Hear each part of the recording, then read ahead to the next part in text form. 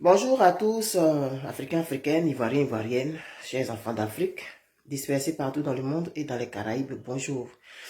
Comme vous entendez le son de ma voix, je ne suis pas très en forme, mais on ne peut pas s'empêcher de réagir par rapport à l'actualité de son pays. On essaye de ne pas s'en occuper, on essaye d'ignorer, mais on ne peut pas.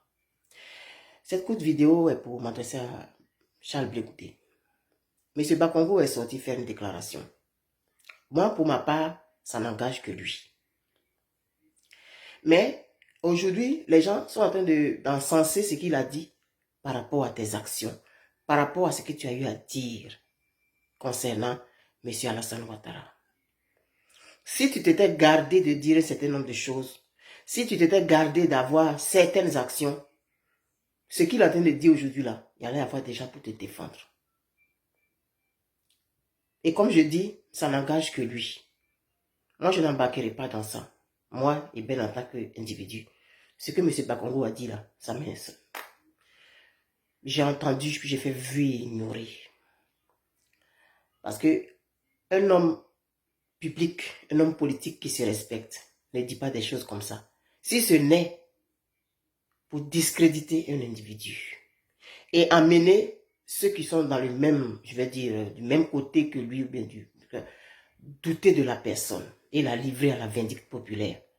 Mais simplement parce que tu as posé des actions qui tendent à faire croire que ce que M. Bakongo dit est vrai. Maintenant, il semble que tu viens de déclarer, à Lakota, j'ai vu ça passer, que c'est un grand frère, tu vas rentrer à Abidjan, tu vas aller le rencontrer, et vous allez parler de quoi? Tu vas amener M. Bakongo à venir se dédire, à venir dire que non, ce que j'ai dit là, c'était pas vrai? Sérieux? Tu n'as pas besoin de faire ça, frère. Ce que les Ivoiriens attendent de toi, c'est des actions, comme ils t'ont toujours connu. C'est d'éviter de te compromettre dans ce que tu dis et dans ce que tu poses comme action. Tu annonces que tu vas aller rencontrer M. Bakongo. Quand M. Bakongo va sortir et venir dire que Blé Goudé est venu me voir pour me demander pardon, tu vas dire quoi? Tu vas dire quoi? Moi, je te déconseille. De toute façon, je ne suis pas ta conseillère. Hein. Je dis toujours que tu es mon frère ivoirien. Tu es libre de faire ce que tu veux. Mais au moins, je prends le temps de te parler. Et je sais que tu vas écouter ça. Maintenant, si tes faiseurs de vidéos, tes insulteurs publics veulent qu'ils se saisissent de cette vidéo et qu'ils me disent que je suis papato, que je suis hypocrite, que je suis cela, ça n'engage que vous. Ça ne m'empêchera pas de dire ce que je pense. Frère Blé Goudé, tu n'as pas intérêt à fricoter avec M. Bakongo. Tu n'as pas intérêt à fricoter avec toutes ces personnes. Parce que quand les gens te voient, quand ta population te voit, elle se fait un certain nombre d'idées. Et c'est comme si M. Bakongo est venu confirmer les soupçons. La balle est dans ton camp. De démontrer à tes frères et sœurs que ce qu'il a dit là, c'est pas vrai. Mais c'est pas en allant le rencontrer. Et quand tu vas le rencontrer, là, la caméra sera là de la première à la dernière minute. Mais tu vas aggraver ton cas. Ça, c'est pas une bonne idée, ça. Si c'est ce que tes conseillers en communication t'ont dit de faire, fais-le.